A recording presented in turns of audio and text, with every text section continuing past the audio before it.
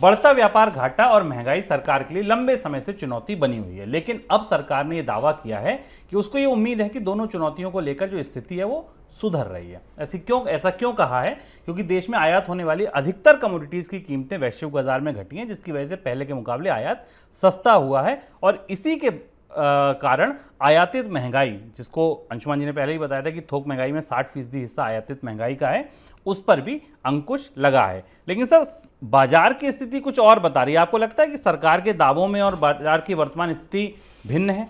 सरकार का दावा तो हम नहीं कहेंगे शुभम, सरकार की में सूत्रों के हवाले से बट अधिकृत रूप से ही कहा गया होगा कि सरकार ने अपनी तरफ से थोड़ा माहौल सहज करने की कोशिश की है, और वो शायद इसलिए है क्योंकि महंगाई का आंकड़ा आने वाला है और अंतर्राष्ट्रीय बाजार से कई तरीके की खबरें आ रही। सरकार ने ये संकेत देने की कोशिश की है कि महंगाई को लेकर दबाव थोड़ा कम हुआ है, करंट अकाउंट डेफिसिट को लेकर थोड़ा दबाव कम हुआ है, लेकिन इस मामले में अभी ठोस और पुख्ता आर्थिक जानकारियाँ मिलनी बाकी हैं।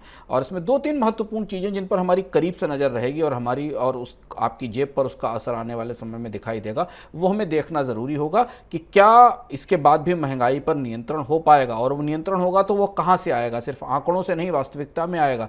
क्योंकि 3 महत्वपूर्ण चीज़ें, एक तो खरीफ की फसल में दाल, दलहन और धान की पैदावार कम होने की पूरी संभावना है, सरकार भी परोक्ष रूप से मान रही है। बुआई के आंकड़े हमारे सामने हैं और उत्पादन के जो पिछले साल के लक्ष्य हैं वो तो पूरे नहीं हो पाए। इस साल भी पिछले साल के बराबर का उत्पादन मिलने की संभावना नहीं है।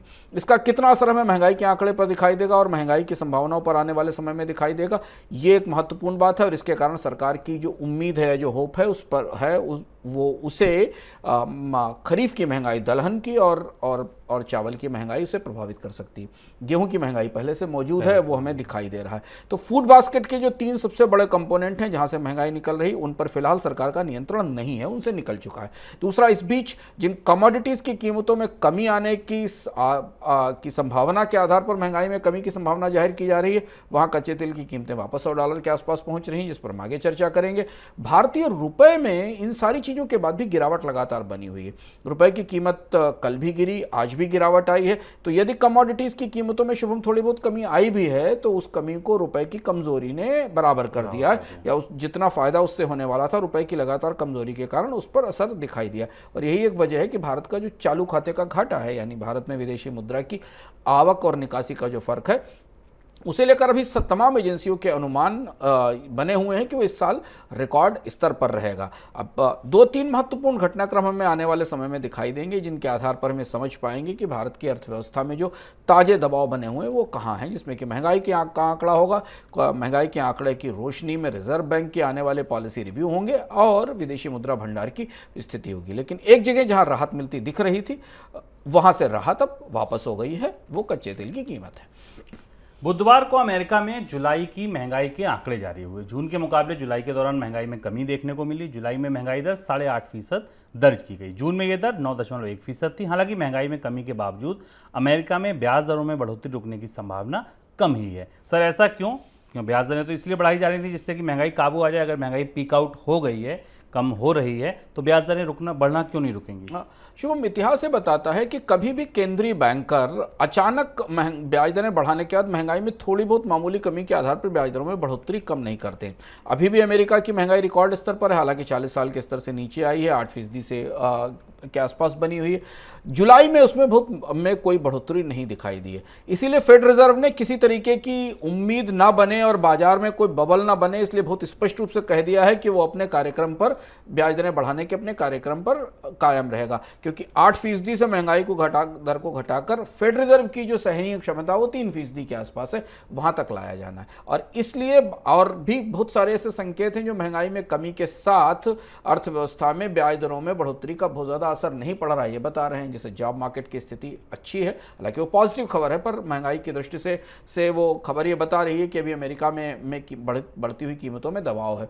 अमेरिका में जो कीमतों में कमी हमें दिखाई दी, कंज्यूमर इन्फ्लेशन में दिखाई दी, वो बेसिकली गैसोलीन की प्राइस कम होने के कारण आई थी, जिसको कि हम पेट्रोल कहते हैं, पेट्रोल डीजल कहते हैं, उनकी कीमतों में कमी होने के कारण आई थी।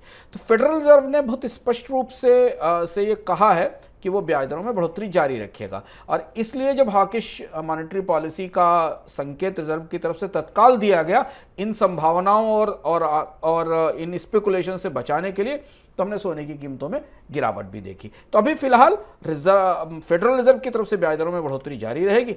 भारत में भी शायद अगर महंगाई का आंकड़ा थोड़ा बहुत ऊपर नीचे होता है, फिर भी शायद रिजर्व बैंक अभी तत्काल इस बात का संकेत नहीं देगा कि उसे ब्याज दरों में कमी करनी है। ये एक तस्वीर का एक दूसरा पहलू, और यही दिलचस्प बात है जो बार बार हम मनी सेंट्रल में या अपने कार्यक्रमों में कहते हैं कि सिक्के का एक पहलू रिजर्व बैंक, फेडरल रिजर्व और भारतीय रिजर्व बैंक की विफलता बता रहा है, पर उसका एक दूसरा पहलू यह है कि मंदी कितनी गहरी होगी इसकी आशंकाएं कम भी होती जा रही हैं। यानी इतनी ताकत के बाद भी, ब्याज दरों में इतनी बढ़ोतरी के बाद भी मंदी के बहुत गहरे होने की संभावनाएं भी जड़ नहीं पकड़ पा रही।